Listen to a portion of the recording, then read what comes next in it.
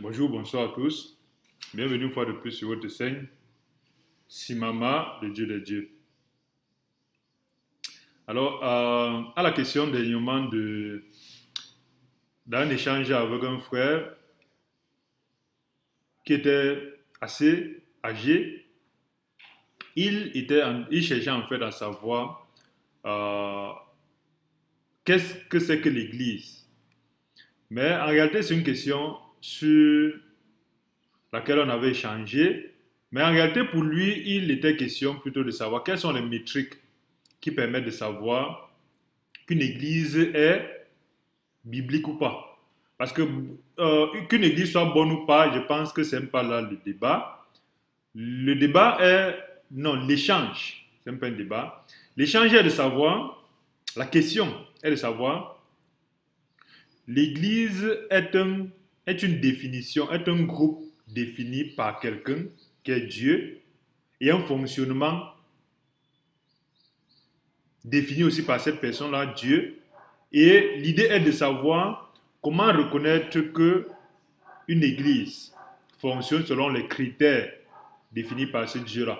Et c'est dans ce cas-là que nous partageons aujourd'hui pour en réalité regarder, voir que lorsqu'on applique les critères définis par Dieu pour reconnaître en fait ce qu'il a défini encore lui-même comme Église. Parce qu'il y a ce que les hommes définissent comme Église, il y a ce que Dieu définit comme Église.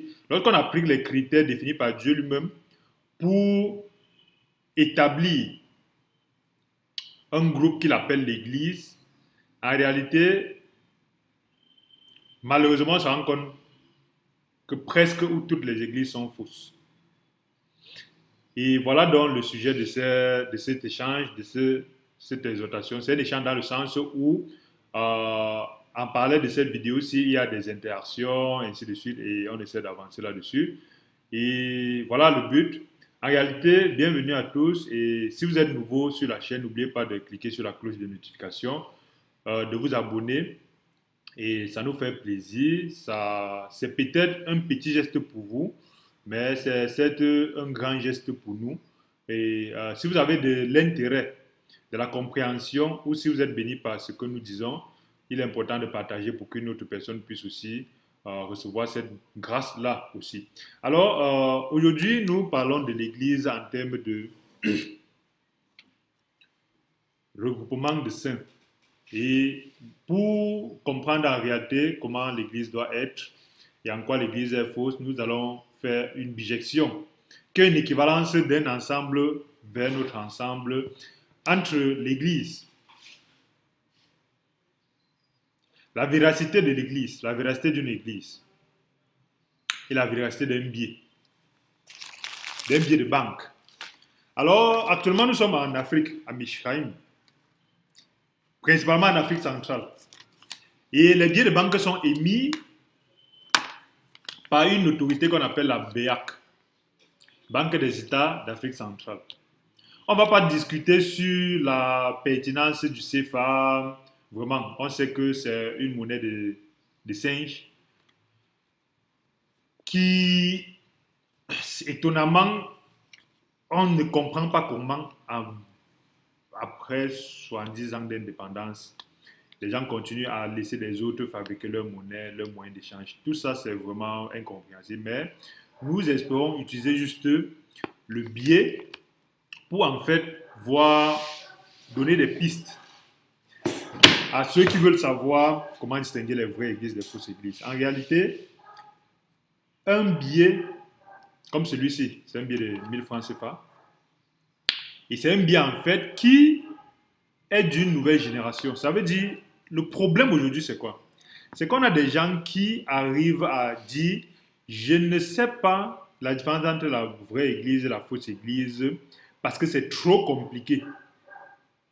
Et ce n'est pas normal, ce n'est pas vrai de dire ça parce qu'en réalité, connaître la différence entre la vraie église et la fausse église est moins compliqué que de connaître la différence entre un faux billet et un vrai billet.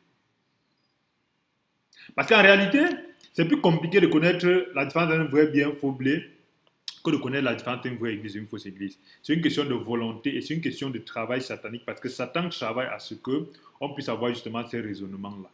Ces raisonnements-là qui permettent de dire, de penser que c'est en ayant fait 10 ans d'études théologiques qu'on peut savoir quelle est la différence entre une vraie église et une fausse église. C'est en étant à l'église qu'on peut savoir ce que c'est qu'une vraie église et une fausse église.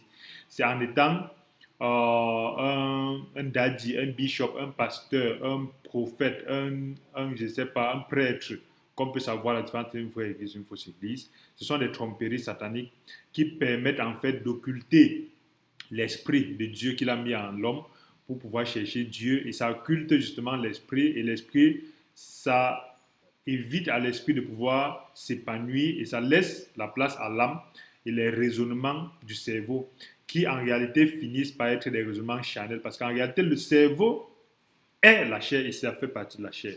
Lorsqu'on parle du cœur de l'homme en fait, qui est le siège des désirs charnels, on parle du cœur qui est dans la tête.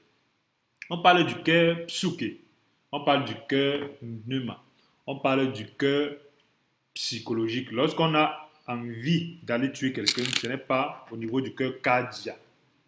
Le cœur qu'il y a dans la poitrine, à gauche pour les êtres humains normaux, c'est le cœur cardiaque. Même si on change ton cœur cardiaque, on remplace par un cœur mécanique. Tu vas toujours avoir la même mentalité. Si tu étais colérique, tu vas toujours être colérique. Si tu étais menteur, tu vas toujours être menteur. Ça veut dire que ce n'est pas là que se trouvait le mensonge, la colère, c'était là. Par contre, si on change ton cerveau à le cerveau de quelqu'un qui ne ment pas, tu ne mentirais pas. Alors le cœur dont parle la Bible, en fait, se trouve dans la tête. Et en réalité, ça fait encore partie de la chair, parce que beaucoup de personnes s'attendent à travailler dans le sens de faire croire aux frères et sœurs que la chair, c'est ce qui vient forcément d'ici. Celui-ci, cette partie-ci, n'est qu'en fait la partie pilotée de la chair. Donc, pour dire que lorsqu'on a des raisonnements qui semblent logiques, de faire croire que bon, je ne peux pas savoir ce que c'est que la vraie église, vraiment, c'est trop compliqué, il faut vraiment faire beaucoup d'études pour savoir. C'est en fait la chair qui est en train de parler et c'est Satan qui est en train d'utiliser la chair parce qu'en réalité, c'est extrêmement faux. L'esprit, en une seconde, peut nous montrer en réalité la différence entre la fausseté et la vérité. Mais le problème est que lorsqu'on est donc manipulé par la chair, on arrive justement donc à faire ce travail personnel qui est de chercher Dieu pour ce qu'il est. On cherche Dieu par rapport à des métriques et des méthodologies, soit environnementales, soit éducationnelles. Et c'est pour ça qu'on va voir des gens qui sont très intelligents, des personnes intelligentes qui vont dire que Dieu n'existe pas, la Bible c'est le livre du blanc, comme il y a 15 000 églises, ça veut dire qu'aucune n'est vraie. En tout cas, ce sont ces métriques qui font croire en fait que on peut justifier le fait de ne pas chercher comment reconnaître une vraie église, mais on connaît quand même la différence entre un faux bien et un vrai bien. Il y a beaucoup de justifications qu'on peut donner ainsi. Mais il y a quand même des vérités qui sont claires. C'est que en réalité, personne n'accepterait qu'on photocopie un billet de banque qu'on vient lui donner en contrepartie. Il donne soit un livre comme celui-ci, soit 2 bananes. Personne n'accepterait. Ça veut dire qu'il n'y a personne, que la personne ait étudié ou pas, que la personne soit intellectuelle ou pas, que la personne soit littéraire ou pas, que la personne soit computer literate ou pas, que la personne aille à l'église ou pas, il n'y a personne qui va accepter que tu ailles prendre de ça, tu passes à la photocopieuse, tu viens lui, tu coupes ça, tu lui donnes, que donne-moi quelque chose de 1000 francs, personne n'accepterait. Mais les gens veulent quand même qu'on photocopie l'église de Dieu. Et on vient, on accepte et on utilise les photocopies de l'église de Dieu pour considérer que ce sont des vrais billets, des vraies églises. Vous voyez des incongruités comme cela. Et c'est un problème aussi, parce qu'en réalité, ça nous amène à quelques soucis. Ça nous amène quelques soucis. Celui de savoir, en réalité, nous devons écouter Dieu et savoir que Romains dit que Dieu s'est fait voir par toute la création, dans tout ce qu'il a créé. Et c'est important de faire ce travail-là parce qu'en réalité, tant qu'on ne connaît pas la différence entre un vrai bien et un faux billet, on n'a pas le droit de faire des transactions. Tant qu'on ne connaît pas la différence entre une fausse église et une vraie église, on n'a pas le droit de se réclamer chrétien à certains niveaux. Parce qu'il y a toujours un niveau qu'on n'aura pas atteint qui va faire on va cheminer comme des handicapés. Parce que déjà, on peut comprendre que l'église, en réalité, a un et un seul maître. Un et un seul maître. Donc, évacuons déjà cette capacité d'avoir des églises avec des nomenclatures et des directions qui sont différentes de la seule nomenclature que Dieu.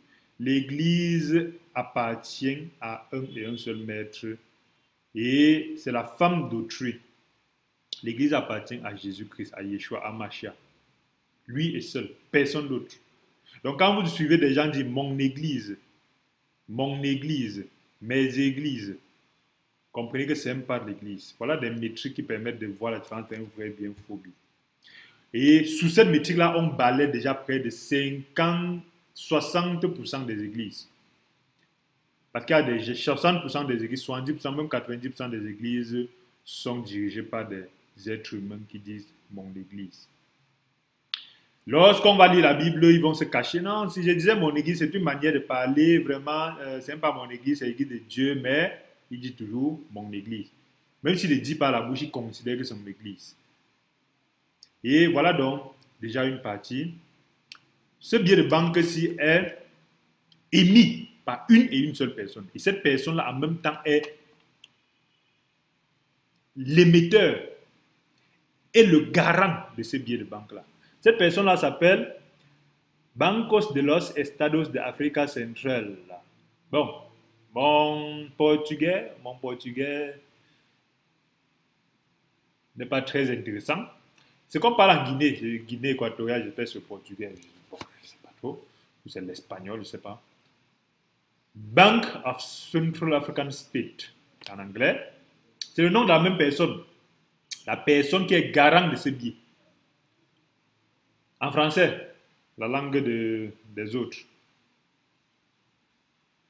Banque des États de l'Afrique centrale. C'est le nom de l'émetteur de ce billet. Donc l'Église a un et un seul émetteur. Il s'appelle Jésus-Christ. Un et un seul émetteur. L'Église a un et un seul émetteur. Évitons donc, voilà déjà un pan qui permet justement que lorsque quelqu'un vient se coller comme émetteur de ce billet-ci, c'est un signe de faux billet.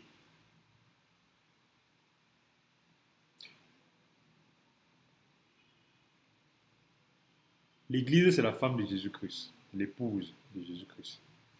Personne n'accepterait qu'on vienne prendre son épouse, on lui donne un nom.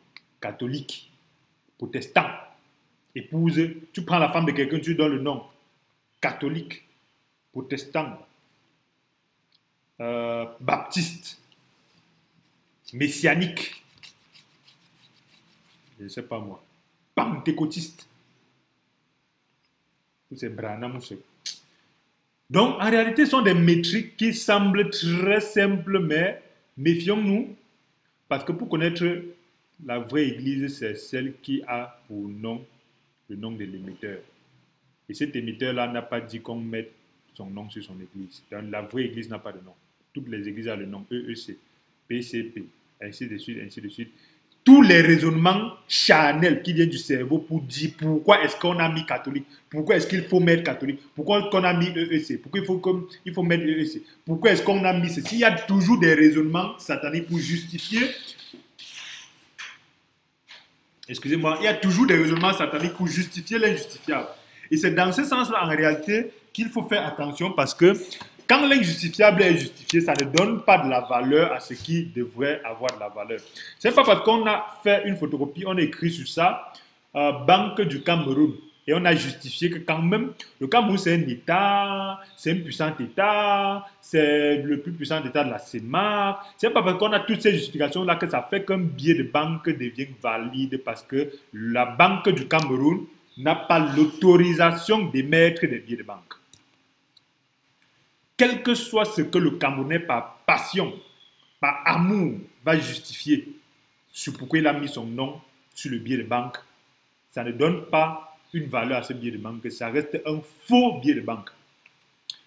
Donc, l'une des premières choses pour vérifier justement ça, c'est quel est le nom qu'on a attribué à l'épouse d'autrui.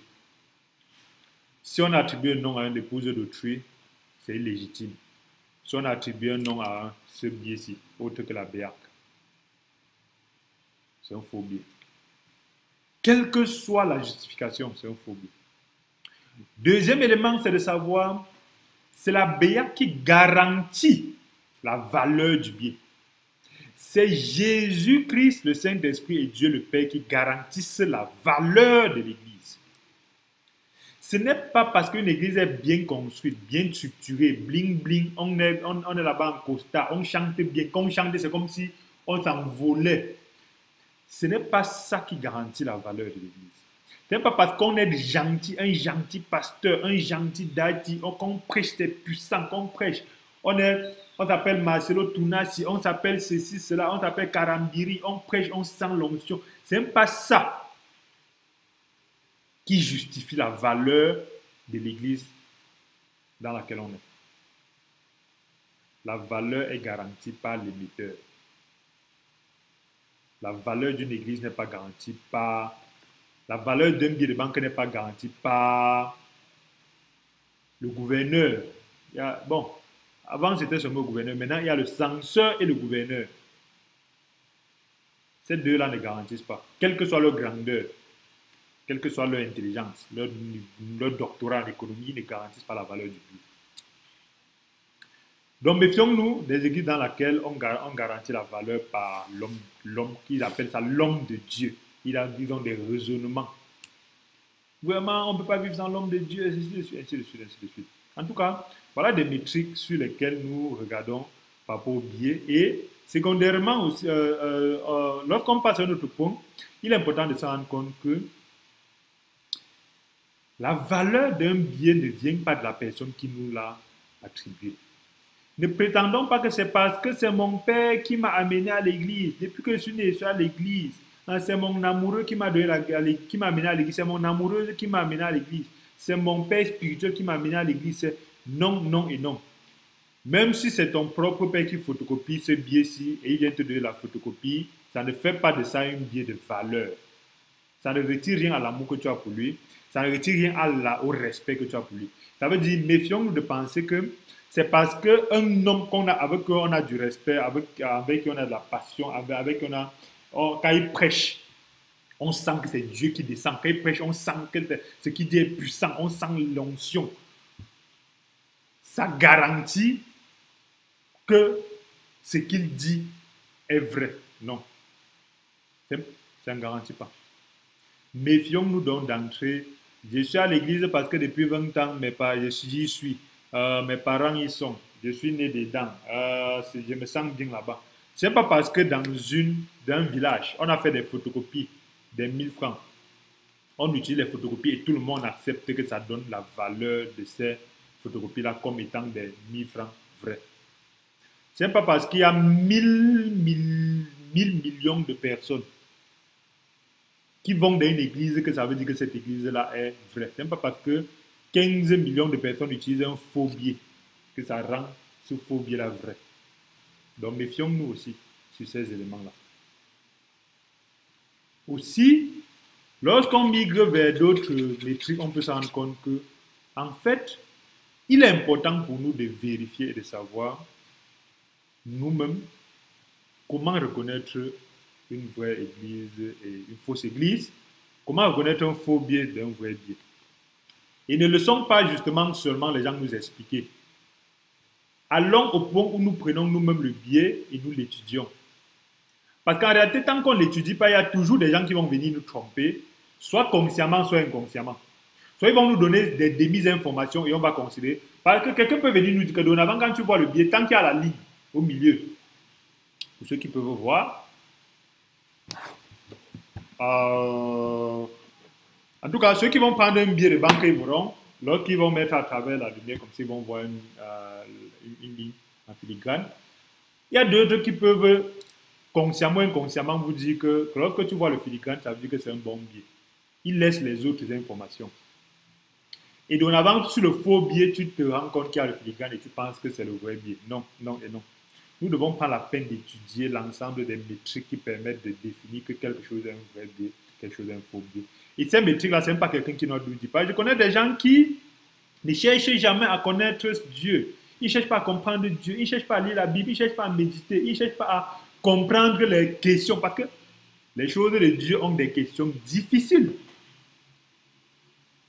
Et c'est en fuyant ces questions-là qu'on va grandir. Je me rappelle quand je commençais, parce que pour ceux qui connaissent mon témoignage, j'ai grandi dans la religion protestante, EEC. Après, j'ai migré vers le catholicisme où j'étais enfant de cœur. Après, j'ai commencé à m'islamiser. Après que je suis arrivé à l'université, apparemment, ils aiment bien les personnes qui ont quelque chose. Et on a commencé à nous initier à la franc-maçonnerie, la MOS, l'ancienne. C'était quoi l'ancienne et millénaire ordre d'Arros, je crois, un truc comme ça. Bon, il y a des documents qu'on lit, des trucs, en fait, beaucoup de choses. Je n'entre pas à l'intérieur, mais j'avais des questions qui n'avaient pas été résolues à EEC, chez les catholiques, chez les trucs. Donc, il y avait des questions où, partout où je passais, on n'arrivait pas à résoudre. Les gens donnaient des explications, mais ça ne me convainquait pas. Et je me les traînais, me disais que bon, ce sont des questions insolvables. Jusqu'au jour où, quand Dieu a résolu ces questions-là, c'était une fois pour toutes et c'était waouh. Donc c'était comme ça. Ça veut dire en réalité, lorsqu'on chemine avec Dieu, pour ceux qui cherchent vraiment Dieu, il y a un ensemble de questions qu'on ne joue pas avec. Donc, les frères et sœurs aussi qui gagnent à Dieu, méfiez-vous des gens qui vous posent certaines questions, vous jouez avec. Parce que ces questions-là sont des questions qui peuvent avoir traîné depuis des dizaines d'années.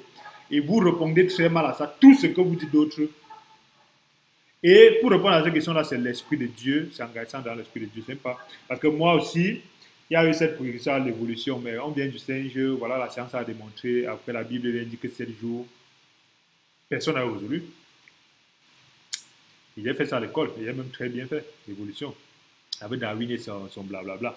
Mais le problème, c'est qu'en réalité, on ne vous dit pas que, Darwin n'est qu'un être humain. Toute sa théorie, il n'a jamais prouvé. Mais on définit ça, on dit que la science. Je ne vais même pas parler de Darwin, je ne veux pas parler de ces choses-là, je ne veux pas parler d'église. En réalité, pour dire quoi? Par rapport à ces questions-là, c'est qu'on oublie d'expliquer aux jeunes qui se perdent en disant que oh, l'évolution dit que l'homme vient du singe, la Bible dit que le temps c'est du jour, oh, je ne crois pas en Dieu parce que vraiment la science n'a jamais dit que l'homme vient du singe, c'est Darwin qui l'a dit. Darwin ne représente pas la science. Première chose. La science d'abord n'est pas un ensemble de personnes assis quelque part qui connaissent tout. Deuxième chose. Troisièmement, la science en elle-même est un processus qui vient du chaos. Observer, analyser, faire des hypothèses, tester ces hypothèses et conclure. Et c'est un processus qui permet en fait à l'être humain de comprendre jusqu'à la fin du monde comment Dieu a créé les choses. Dieu a créé la lumière. Il a dit que la lumière soit la lumière fut. La science jusqu'aujourd'hui n'a pas vraiment compris comment fonctionne la lumière. Einstein a parlé des quantums de lumière, on n'est pas encore allé à l'intérieur de ça pour voir ici certaines choses. Et c'est pas parce que la science va parler de la lumière pendant 20 000 ans que ça veut dire que la science va en fait dire que parce qu'elle a compris enfin la lumière, ça retire quelque chose à ce que Dieu a fait. Donc, l'évolution de Darwin, c'est sa pensée. Et déjà, même lorsqu'on arrive à sa pensée, c'est quelque chose qui n'est pas prouvé. Deuxièmement, il y a des centaines et des centaines de personnes qui sont aussi intelligentes que Darwin ou même plus intelligentes qui ont contredit sa théorie et qui étaient des scientifiques qui ne croyaient même pas en Dieu, mais que des êtres humains ont pris quand même la possibilité d'accepter que, bon, on ne s'intéresse pas à eux, on s'intéresse seulement à Darwin. Il y a 100 personnes qui disent que Darwin, ce que tu as sur la connerie, mais on s'intéresse pas aux 100 personnes là. On s'intéresse seulement à Darwin parce que ça sert les plans de l'ennemi pour faire croire qu'en fait, on vient de rien. Par le rôle de Satan, c'est nous faire déconnecter de Dieu. Un autre élément, c'est de voir que lorsqu'on regarde même l'évolution de Darwin, pour ceux qui ont fait la série D au Cameroun, on étudie vraiment l'évolution à fond, on va se rendre compte que les 7 évolutions de Darwin équivalent en fait aux 7 jours bibliques.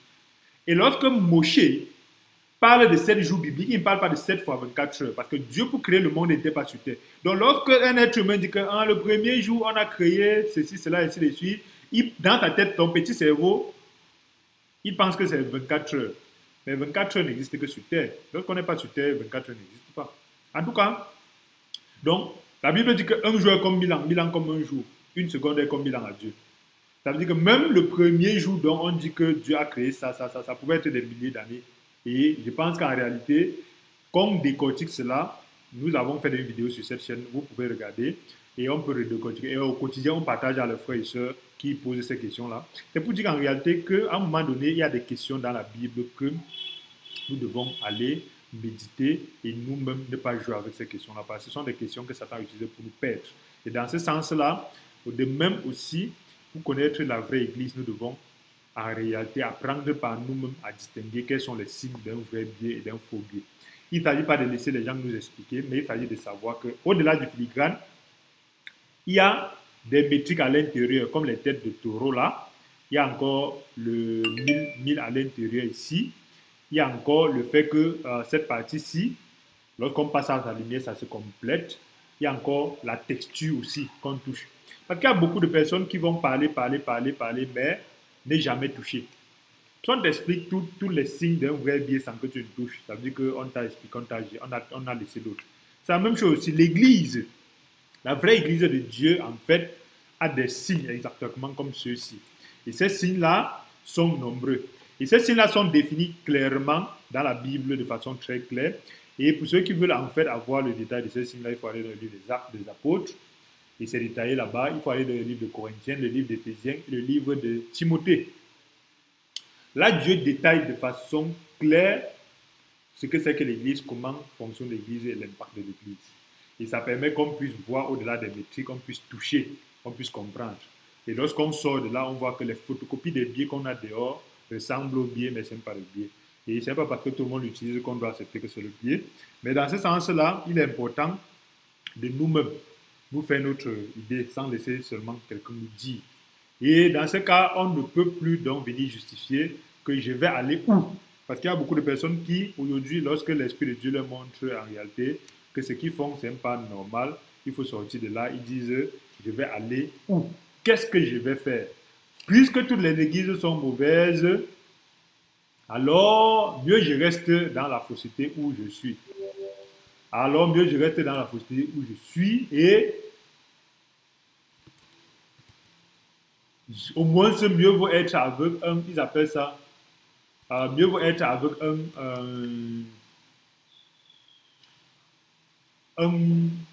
un diable que tu connais qu'un diable que tu ne connais pas, ainsi de suite. Non, non, non et non. Dieu fonctionne de telle sorte que lorsque tu es dans l'ignorance, il y a certaines choses qui laissent passer. Mais lorsqu'il t'a mis à cœur, que sors de là, va plus loin et que tu continues à rester dans ces choses-là, il va te traiter exactement avec la rigueur qu'il faut. Donc, lorsqu'on est dans l'ignorance, certaines choses sont passables, mais lorsqu'on n'y est pas, lorsqu'on n'y est plus, il y a certaines choses que Dieu ne tolère pas. Et il est important pour nous donc de comprendre que les faux biais pilulent beaucoup, extrêmement, c'est même très grand. Mais les vrais biais restent et demeurent. Ce n'est pas parce que les faux biais pilulent partout que les vrais biais en fait n'ont plus de valeur. Et on ne doit pas dire que parce que partout il n'y a que les faux biais, qu'est-ce qu'on va faire? On se résigne à utiliser seulement les faux biais. Ce n'est pas normal et ce n'est pas logique, ce n'est pas biblique. Donc, l'Église a un seul émetteur, un seul garant. Et c'est très important de savoir que lorsqu'on chemine dans ces éléments-là, l'Église aussi a un impact. Parce qu'aujourd'hui aussi, on a des gens qui savent parler de l'Église seulement avec la bouche. L'Église, ils savent, des frères et sœurs, qui savent seulement expliquer la parole de Dieu.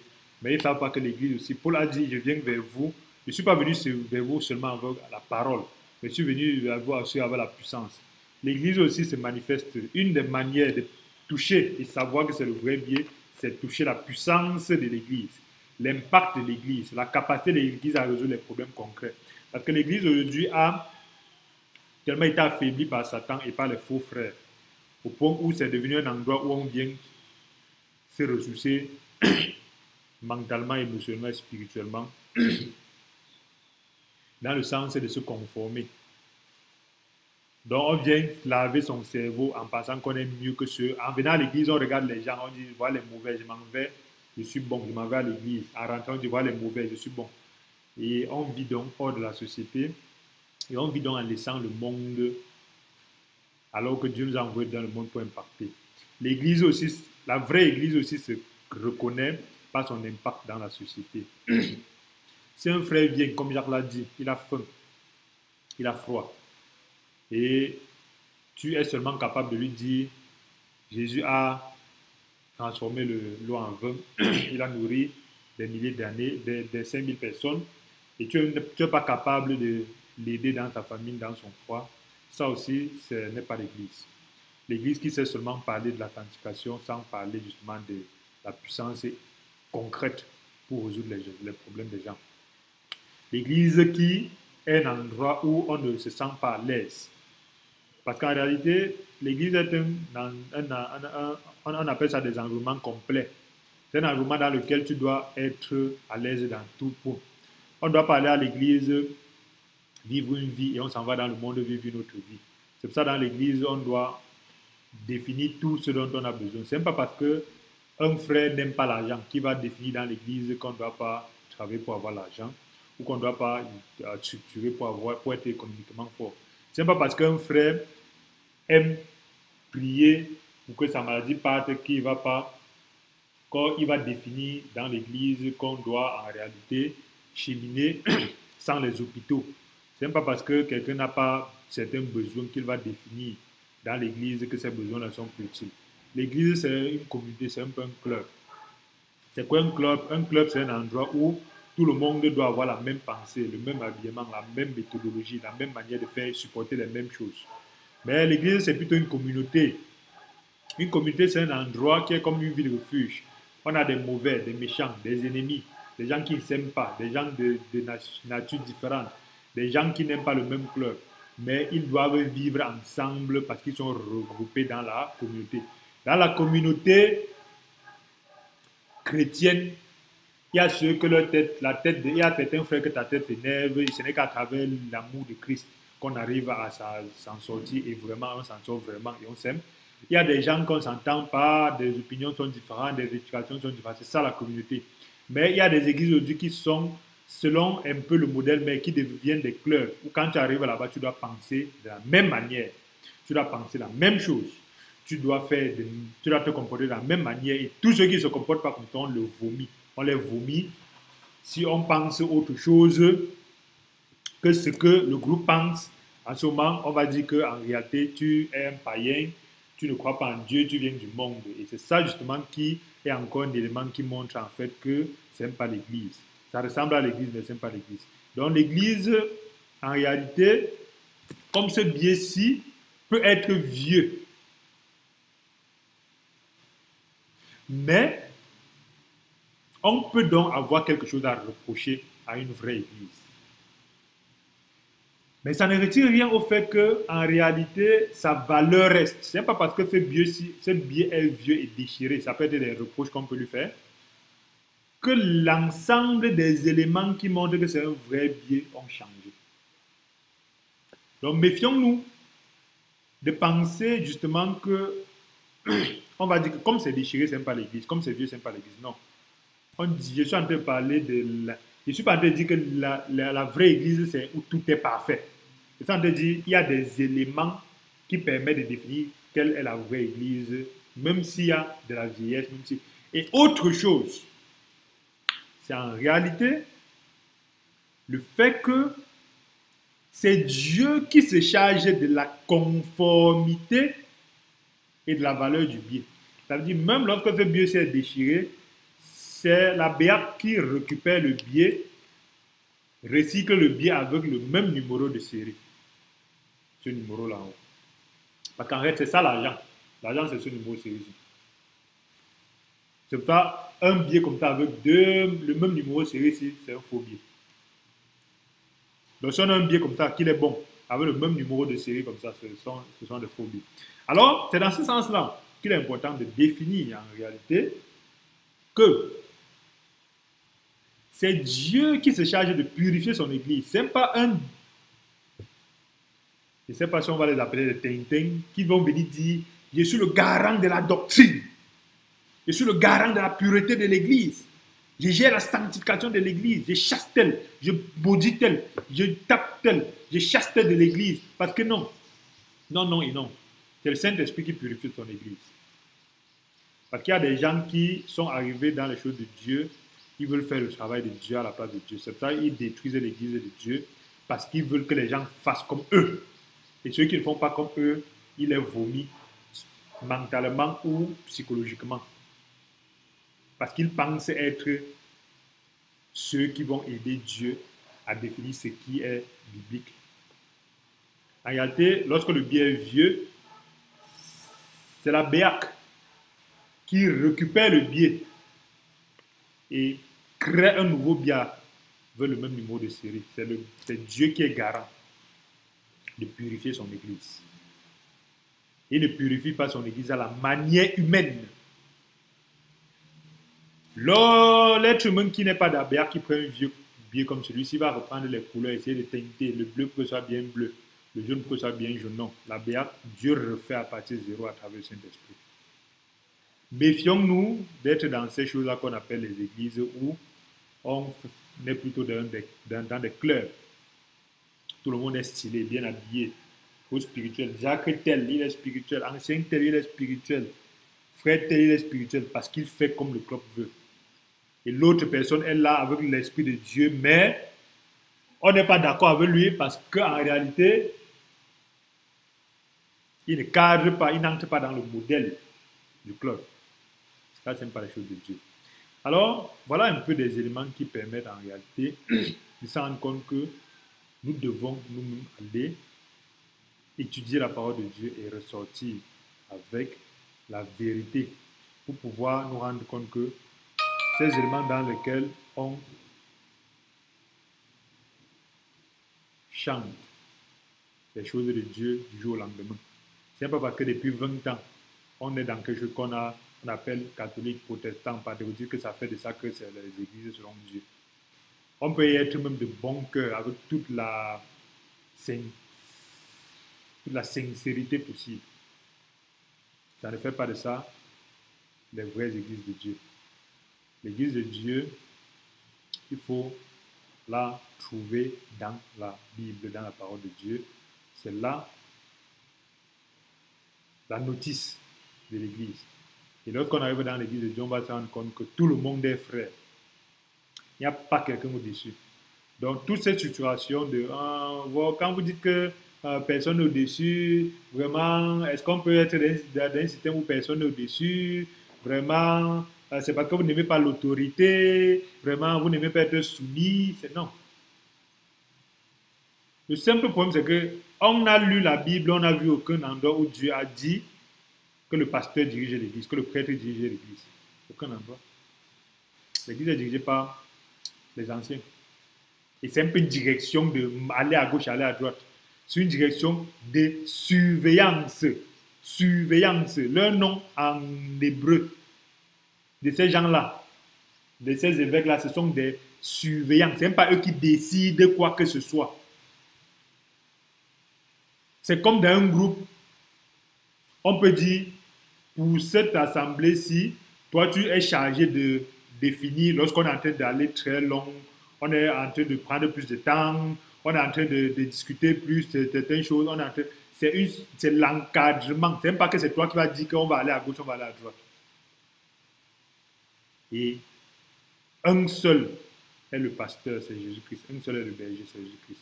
La structuration de l'Église n'est pas hiérarchique. Dans l'Église, ce n'est pas hiérarchique. Malheureusement, qu'on aime ou qu'on n'aime pas, en lisant la Bible, c'est clair. Maintenant, il y a tellement de raisonnements charnels venant du cerveau qui ont juste des justifications de pourquoi il faut qu'il y ait quelqu'un à la tête, des gens en bas, Et ce n'est pas parce que depuis 50 ans que vous parlez de ça, que ça fait de ça des choses bibliques. Ça reste des faux biais. Donc en réalité, 99% des biais qui est autour de nous, qui ne cadrent pas avec des métriques d'un vrai biais et qu'au toucher, on ne sent pas en réalité les métriques d'un vrai biais, d'un vrai biais, ce sont des faux biais. Et lorsqu'on regarde donc les métriques qui caractérisent les églises aujourd'hui, extrêmement, une très grande partie ne cadre pas avec les métriques bibliques de ce que c'est que l'Église.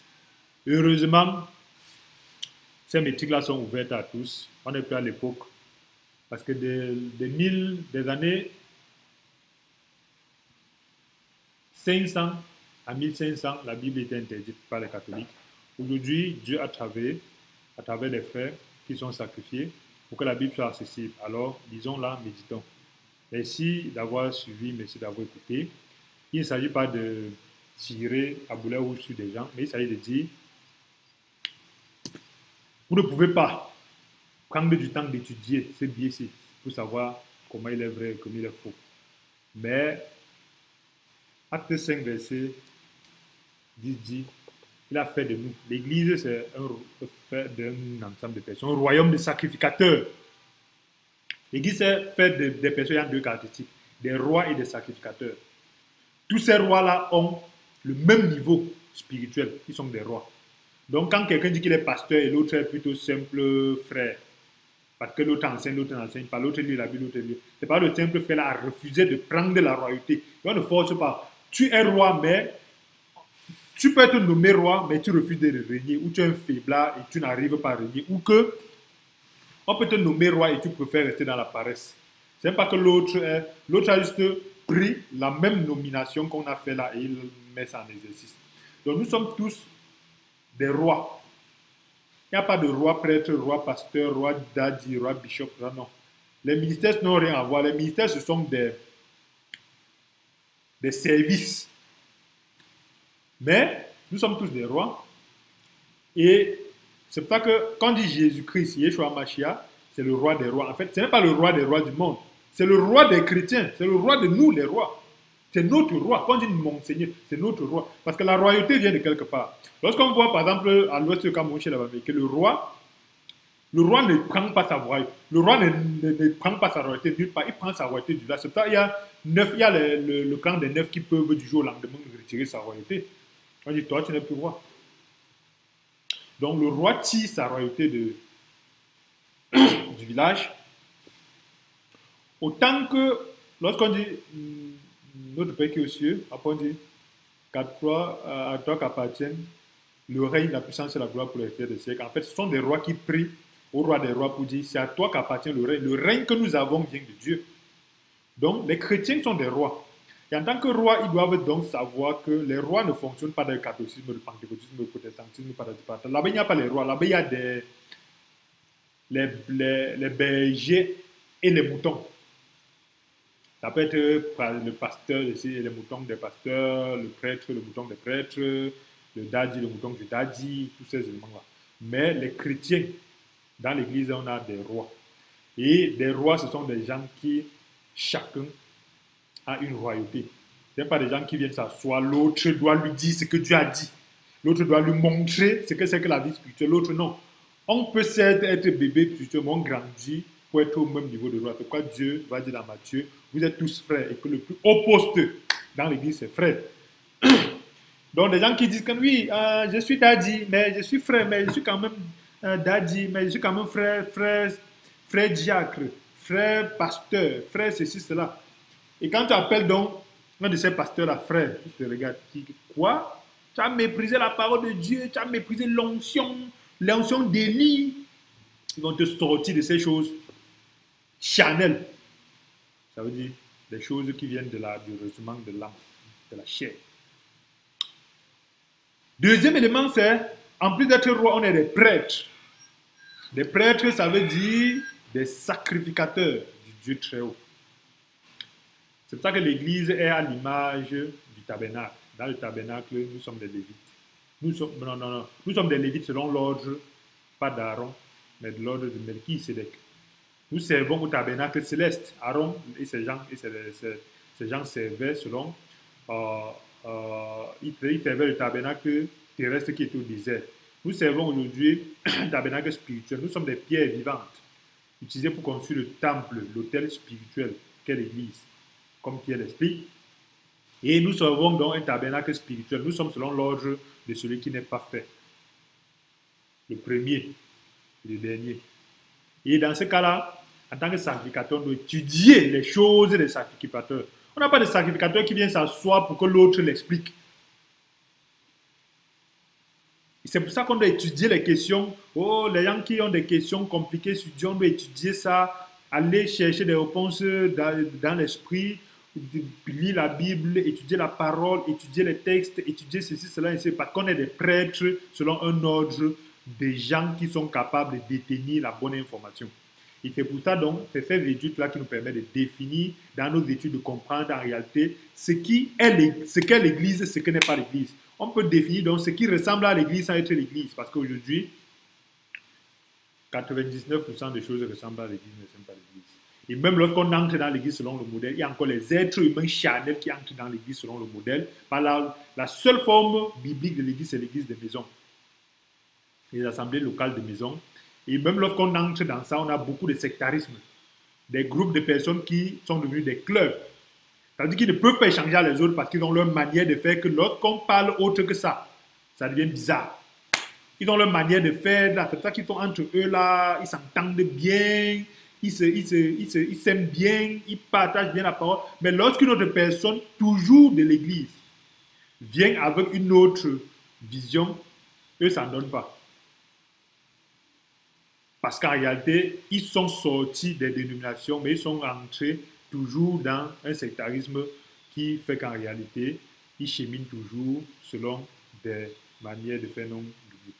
Merci d'avoir écouté. Merci. Si cette vidéo vous a béni, n'oubliez pas de vous abonner et de partager. Merci et à bientôt.